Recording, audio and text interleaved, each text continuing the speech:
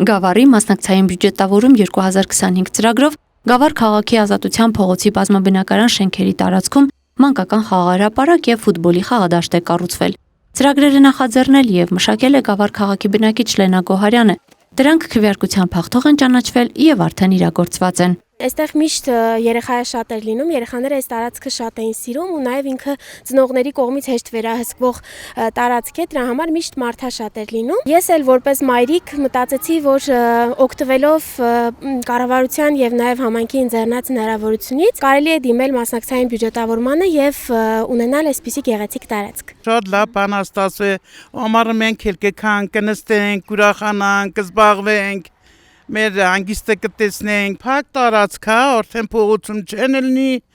շատ լավ կլինի երեխաների համար։ Տիկին Կարինեն այս ծրագրերին կողմ քվեարկած բնակիչներից մեկն է։ Նրա կարծիքով մասնակցային բյուջետավորումը լավ հնարավորություն է բնակիչների կարիքները բարձրաձայնելու եւ լուծումներ տալու համար։ Սա լավագույն օրինակն է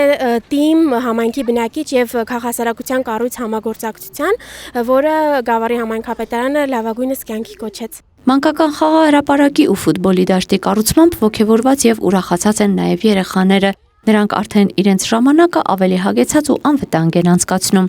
Ես ապրում եմ այս խաղահրապարակի կողքի շենքում։ Երեխաներով ուրախացել ենք, որ